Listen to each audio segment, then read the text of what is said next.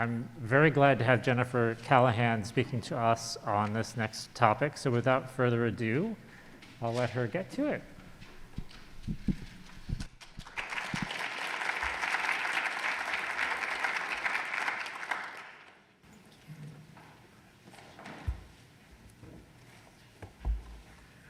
Can you hear me okay? Okay. So I don't have slides, so you've not missed anything and there's no technological glitch happening. But I really wanted to embrace the concept of this as a summit. And so I wanted to sort of be responsive to the things I heard earlier in the day.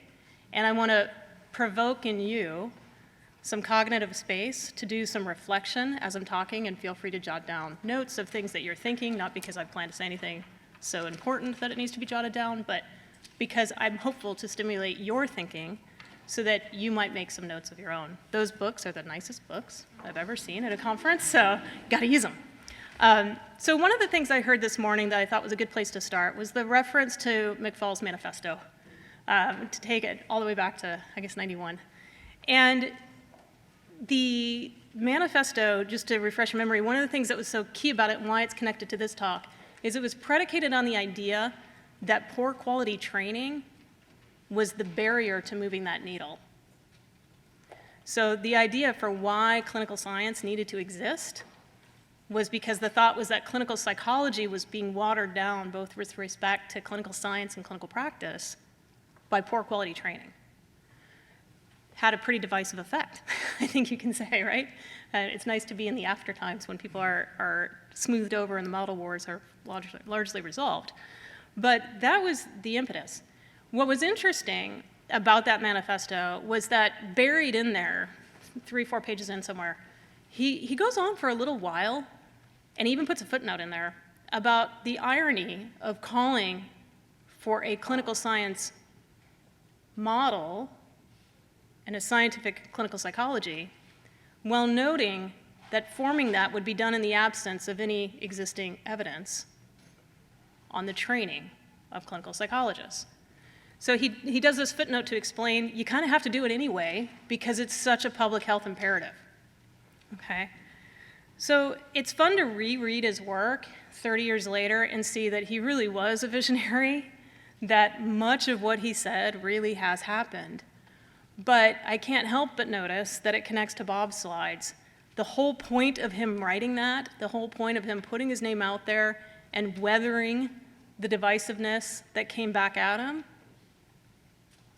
didn't move the needle at all. So that lack of moving the needle takes me back to this talk and why I'm so honored that you asked me to come and chat with you, because the issue keeps coming back to this issue of training. He was right then, and it's still correct, that the lack of an evidence base to the science of training itself is what is causing this needle not to move. I truly believe that. So I'm not the first to have that idea, he is, but I'm a big believer in what he's had to say. What's Bob pointing out now that sort of builds this argument to another level is that we've never had before more evidence-based assessments and treatments available with which to move that needle.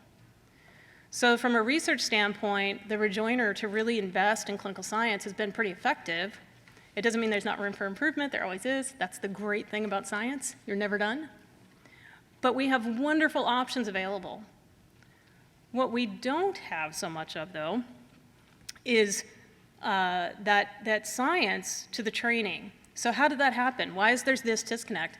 I think it's because when McFall shared his ideas, it was not universally applauded, but it did generate enough enthusiasm under enough people to form a critical mass that there was a race ahead to operationalize clinical science programs without having a science to clinical science training. In essence, there's great irony there that clinical science programs got ahead of the science itself. The press, though, to react in the interest of time, I don't want to suggest that clinical science programs were just created out of whole cloth. They were not. But they relied on what I think would best be described as a pretty rudimentary methodology of sorting programs using what you might think of as being like empirical key criterion methods. That's a start. It was good enough to start the MMPI. you wouldn't do that anymore, right? What we know about science and methodology has gone so far that you would never develop a new measure using that method. I don't think we should evaluate and develop programs that way anymore either. I think we need to really dig in and innovate clinical science training in order to make it a truly evidence-based approach. That will not be easy, and so that's what I want to talk about in this session we have today.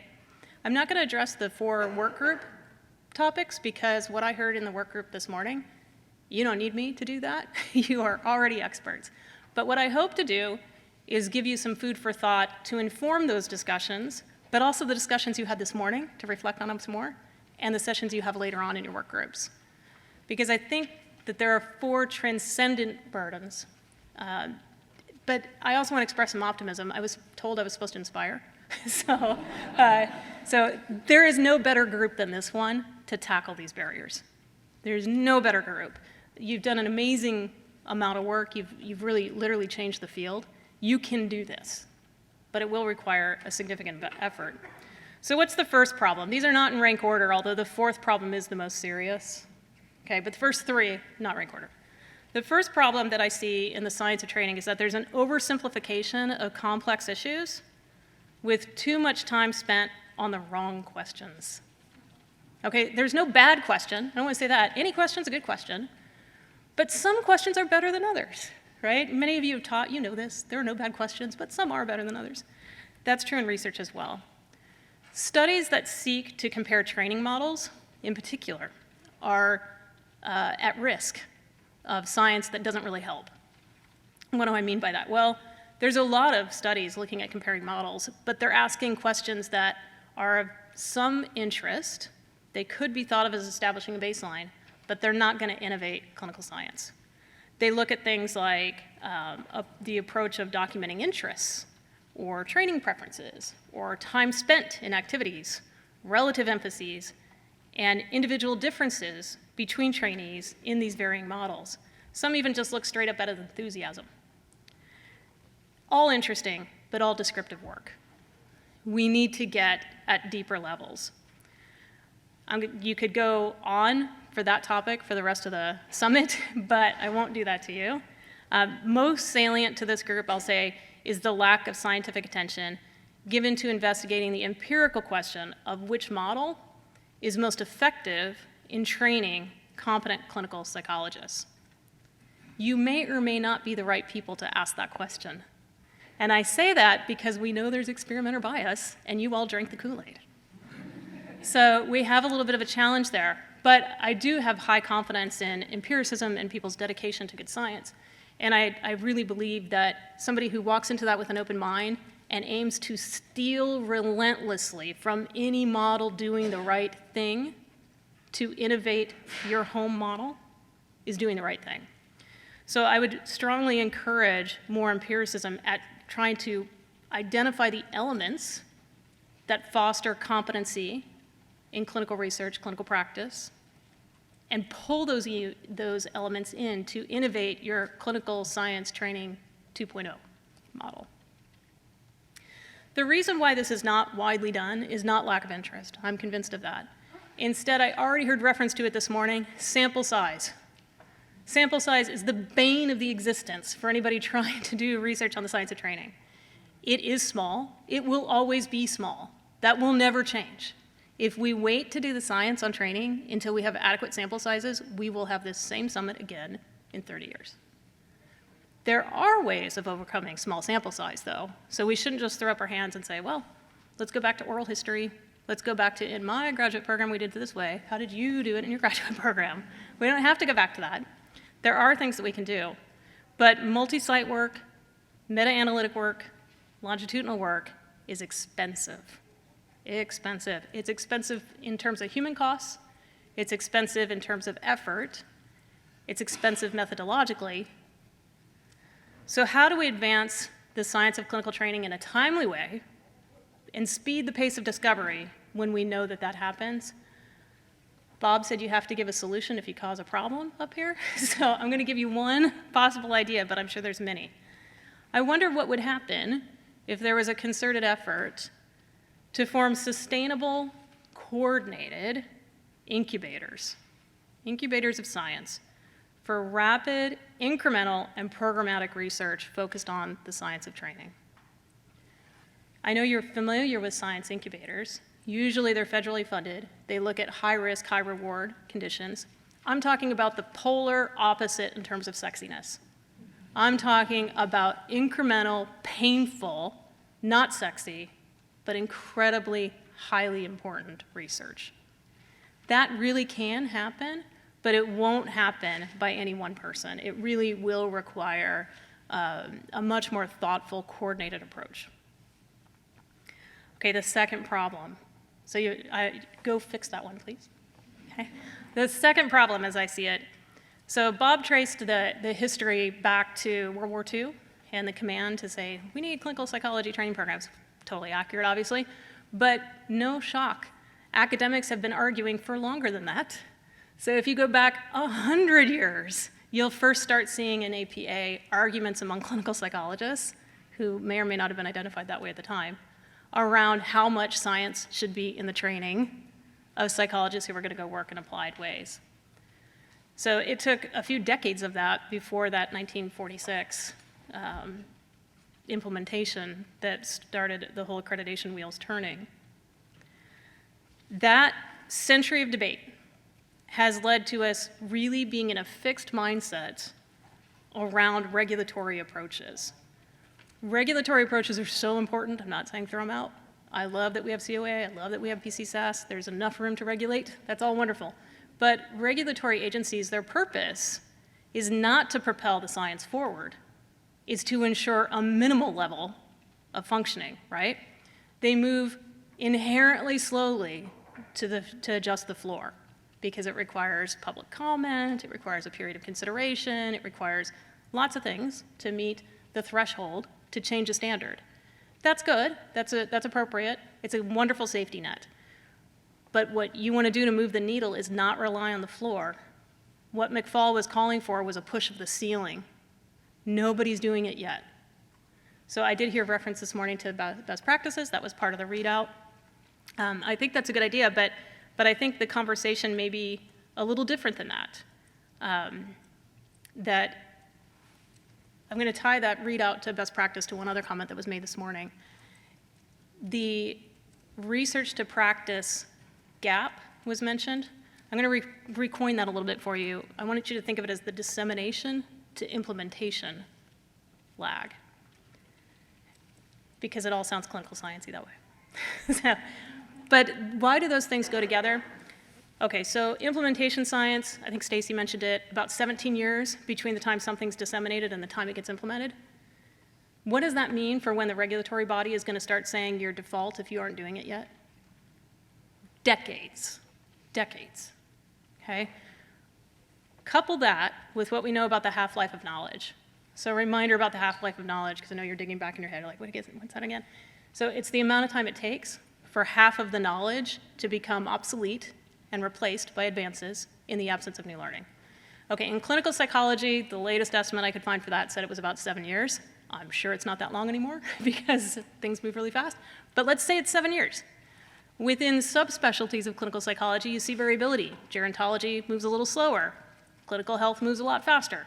But let's stick with 7 years. That will keep you up at night if you just think about the mean length to time for degree attainment, which is a little over 6 years. And then add on that year of postdoc before they sit for the licensure exam. That's a frightening thought all by itself. But that's not the most frightening thought. I'm going to make it worse. So we have a 17-year lag on average for our dissemination to implementation. What do you think the half-life of knowledge is in training? The half-life of knowledge in training and education broadly, because we don't know what it is in clinical, because we don't have that body of literature, but let's rely on education broadly, because our methods are the same. It's estimated to be 2 to 3 years. 2 to 3 years. And the reason for that is because educational advances are constantly happening. Virtual reality, AI, use of course packages, whatever, but also socio-political reasons happening and cohort changes. I bet if you think about doctoral programs right now and you think about your students in years 4 and above, they're completely different than students in years 1 and 2. you might as well have two different programs because their needs are totally different. How they respond to you is different. How they take feedback is different. What they think is important is different. They're absolutely dissimilar to one another. They're a great example of why 2 to 3 years is probably not a shocking difference. So here's the gap. We know that the half-life of knowledge is around 2 to 3 years. We know it takes 17 years for that dissemination to implementation to happen.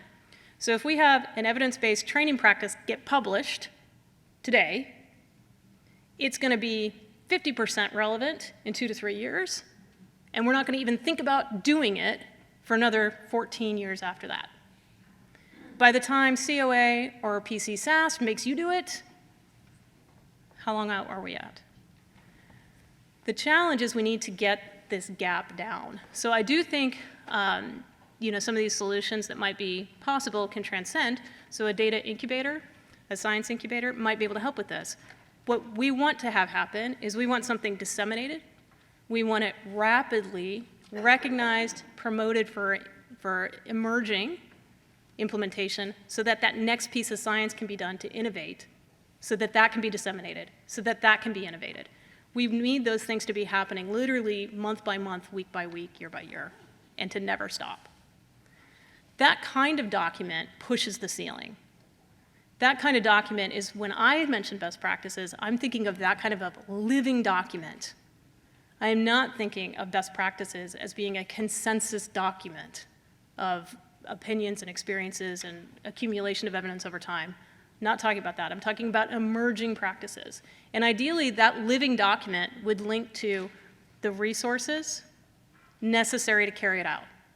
So if you really want to think in terms of regulatory ways, like an implementing regulation, you'd want to be thinking along those lines of, okay, so this is it. How do we do it tomorrow in my program?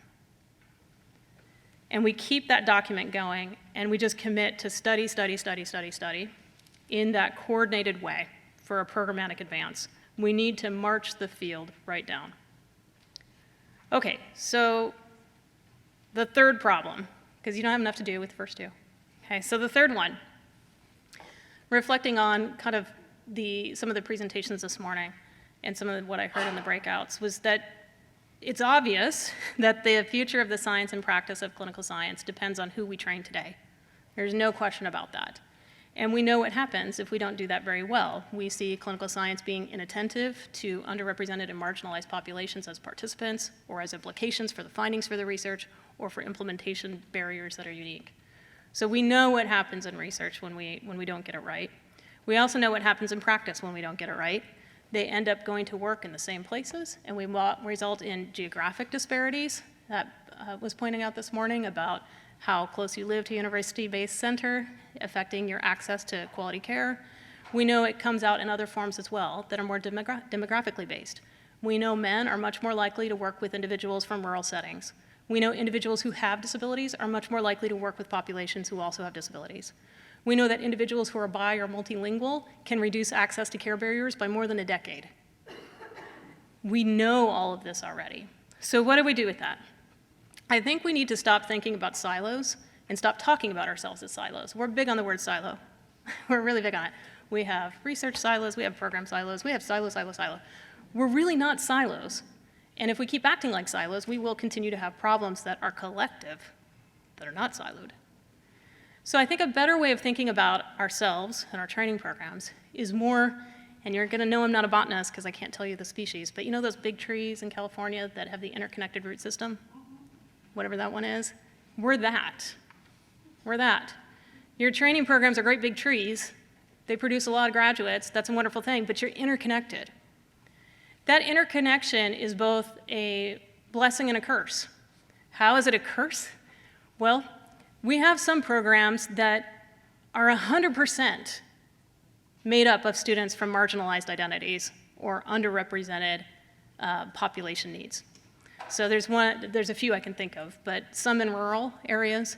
But the one that I'm thinking of in particular, every one of their students is bilingual or more. From a diversity standpoint, they look great to COA or PC SAS, right? It's like, fantastic, 100% of your students. From a program standpoint, that's actually not diverse. They are completely homogenous. They are all the same. Do we want to tell them to stop admitting bilingual students or multilingual students? Of course not. because that's not in the interest of public health. So if we stop thinking at the program level of what is your representation, what is your representation, what is your representation, and instead we look across the field to calibrate, we will do a better service to the public health in addressing some of these access to care needs in particular. So now I have to come up with an idea for how to address that, right? My thought about this is that there was a mention this morning that I think came up a few times by a few people, was the idea of admitting by research mentor, like this mentor-driven admission model. So what does that usually look like? Well, it's usually somewhere in the personal statement that the person indicates who they think they'd like to work with for research. They describe why they think they're a good fit for that, and they point out anything that is in their background that they think makes them a good fit so that you'll believe that their interest is sincere as opposed to imposter or impression management to just get in, right? We all know that that's how that works. That method actually does seem to be pretty effective. So Bob was like, we don't know. We do know, and the way we know is because of attrition rates. Attrition's really low. When you think of programs that you know, either because you've run it or because you were part of it as a doctoral student, when you think about students who left their research lab to join a different research lab, what was the reason they did that? I bet most of the time it had nothing to do with research interests. It had to do with interpersonal fit. It was an oil and water moment between mentor-mentee. They were better off not working together. But it wasn't that the student's research passion suddenly shifted to an entirely different area. Every once in a while that does happen, but not typically. Okay, so and we know that method works, having them proclaim their alignment to something of value and point to things that they've done to show that that proclamation is real and sincere. We can use that. This is something you could take action on and implement this fall. So we can use APA's wonderful Center for Workforce Data and identify where we have workforce disparities, and we can ask our applicants to tell us how they fit in addressing these workforce disparities. So what does that look like? You put on your website what they are. Don't make them do the research. That's not very kind. You don't make students go find what the research is that your faculty do. You put a little blurb up about each of your faculty members and let them work with that. Put a blurb up. Let them know we have too few male psychologists. We have too few multi and bilingual psychologists. We have too few psychologists who come from an economically marginalized background. We have too few deaf or hard of hearing. We have too few disabled. We have too few. Put that out there. Ask them about their interest and experience to work in that capacity. If you do that, there'll be a win-win situation. If they end up in a clinical science research career trajectory, then they're doing clinical science research that aligned with their research mentor. What wonderful training. We know 75% of them are not going to do that. They're going to go into practice. But now you've admitted students who have a passion and an interest to address the needs we already know we have as a workforce. The wonderful thing about it is you don't have to use the word diversity or equity or ask for demographic information that will get you fired, depending upon where you work. All right, so there is a nuance to this. So I'm going to give you a minor aside, okay, that working as trees is a lovely thing, but that's not the only way we're interconnected. I did bring 2 visual aids with me. I hauled books all the way from Texas to show you, and I left them in my hotel room. So I will tell you about my lovely books. There are 2 books that have survived more than 30 years in my academic library, not on purpose. So I started thinking about what is it about those books that's so special that they've survived that length of time, because when I bought them, I wouldn't have predicted that. And I think that they reflect something important about me. And so as a thought exercise, if you're on a break or you're an introvert or you just need to look like you're busy doing something, I encourage you to give some thought to what are your oldest books in your academic library? And what does that say about you, that they're still there? Does it mean it's something you actually still use? Like maybe you have an assessment book with norms from the WASAR, and you're the only person in your community that has that. Good for you, it says you're conscientious. In my case, yeah, I've got those assessment books on the shelf, but those are not my oldest books. My oldest books trace back to my undergraduate years. So there's 2 of them in there, and one of them is why I'm here with you now, And the other one will lead to why I tell you my fourth point. So the first one, why I'm here before you now. So as an undergraduate, I was on what would now be called a last dollar scholarship. It didn't exist at that time because I'm old. But now we call them last dollar scholarships. It wasn't a federal program because we didn't do that as a federal government then either, but it was a private foundation. And at that point, it was how I was able to go to college. Super grateful, but that last dollar scholarship, although it covered everything, the one thing it didn't cover was books. And I didn't know you had to buy books. Okay, I didn't come from a family that had gone to school. I didn't know that you had to buy books. My waitressing money that summer before going to college that I thought was so I could buy sheets for my dorm room because they used extra long mattresses and that wasn't what I grew up with, so I had to buy sheets. That sort of stuff, that's what I thought my waitressing money was for. When I got to find out that I got to go buy books and I got that bill, I realized I can't buy books in the spring. I can't buy toothpaste in the spring at this rate. So I made the decision in the moment not to buy any notebooks. Okay, that didn't save a lot of money. I've never claimed to be good at fiscal management, and I was not an economics major. So if I had gone to a professor, any professor, and I said, I can't afford a notebook, what would they have done? They would have bought me a notebook, but I wasn't that kind of kid either. So I just didn't buy books. I didn't buy notebooks, but I bought the books because I'm in college. I have something to prove for my family. I'm in college. Our family has arrived, woo, right? So I need to do it. So I'm gonna do my best, but those books, when I bought them, were on an audition status in my mind because I could sell them back at the end of the semester, and how much they paid me was gonna depend on the condition of the book. So I would go to class, I would read my book, but I didn't have notebooks. I would not take a note unless I was sure I was gonna keep that book. There were no smartphones either, so I just had to remember things. So what that meant is if I needed a note, I wrote in the book. And I wrote in the margins, and I wrote in the front. I can do that. I would write and write, but only if I was sure I was gonna keep it. Because then it was gonna be worth it. So writing in that book turned out to matter. So the first book I kept, I guess depending upon what you know about my research, this will or will not surprise you. What happened was this was the third time I was enrolled in a course with an experimental psychology faculty member. It was a small school, small class sizes. He couldn't help but notice I was there, even though I never asked a question and always sat in the back. By the third time I'm showing up in his incredibly unsexy classes of research methods, experimental design, that kind of stuff, and he saw me taking extensive notes in my book on measurement error. I kid you not, that's really what I was taking notes on because I looked at it last night. Highlighting issues and implications with measurement error. He knew that was weird. So he asked me to stay after class. And in about 2 minutes, what he said to me is why I'm standing here. By asking me to stay after and asking me one question, his question was, why aren't you a psych major? Okay? That's the kind of mentorship I'm talking about. I heard about the burdens of mentoring undergraduate students.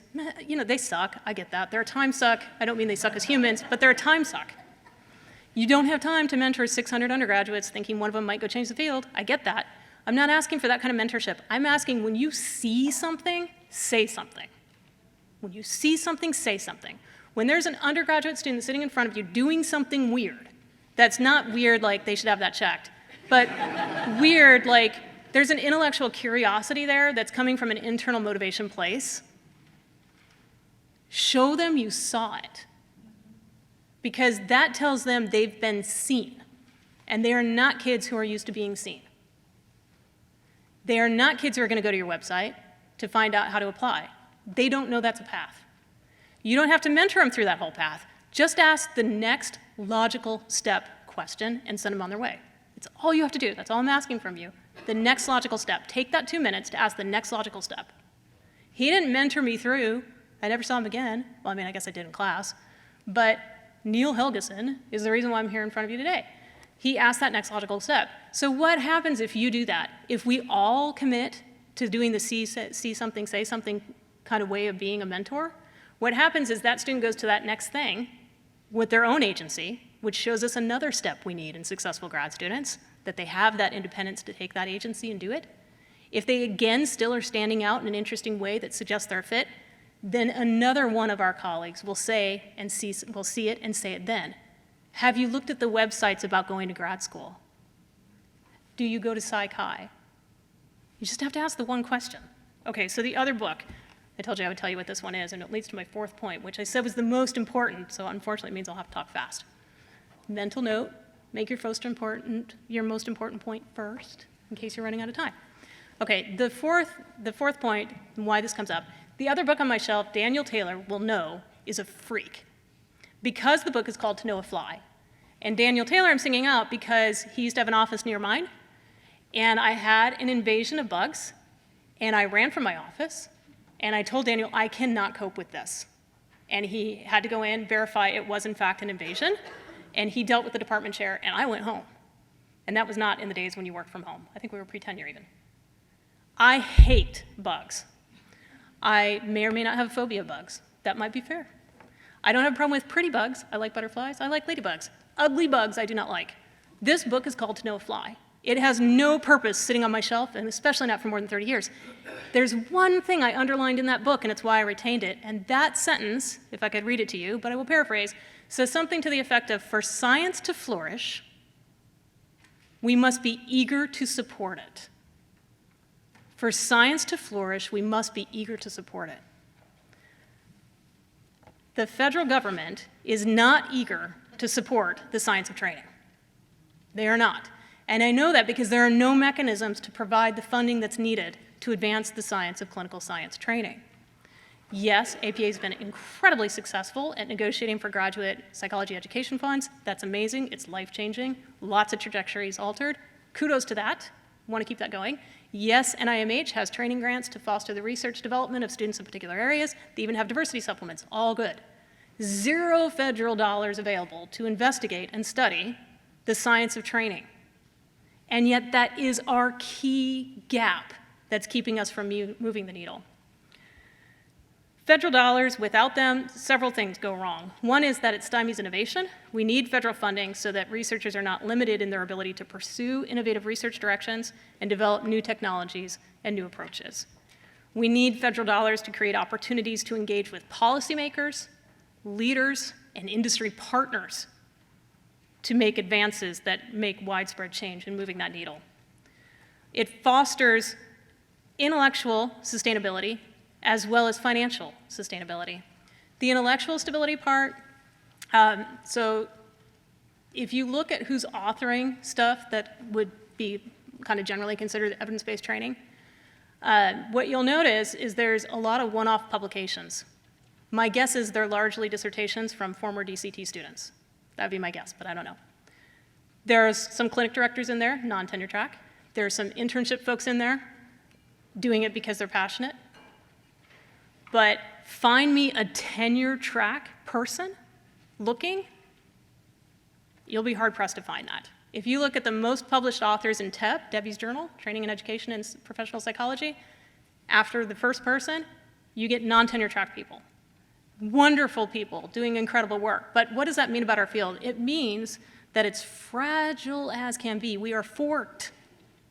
That if those people get hit by a bus walking outside, that's the end of the science of training research to be done.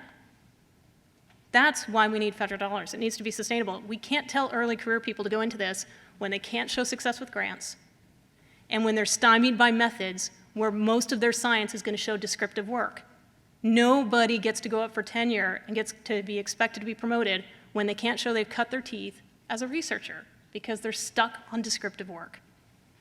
Finally, why should there be excitement and enthusiasm to support the science of training with federal dollars? Because it's mission critical to health equity. So health equity is a global goal, Health Equity 2030. It's a US goal, of course. If we think of suboptimal training as a systems level barrier that's limiting access to our effective interventions, we recognize that that in turn is limiting our progress towards improving those public metrics. That needle just will not move.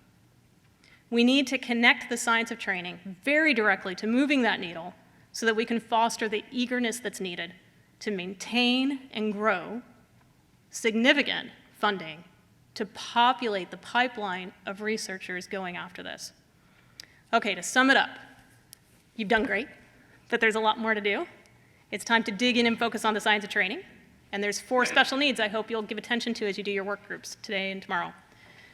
To propel advances, in more coordinated efforts through a very boring but necessary incremental science incubator, to build future clinical science that's prepared to meet the research and practice needs beyond our careers by looking at where we have workforce disparities and recruiting people who are passionate to address those, by closing the dissemination to implementation gap, in training in particular, and by advocating successfully, good luck, for funding.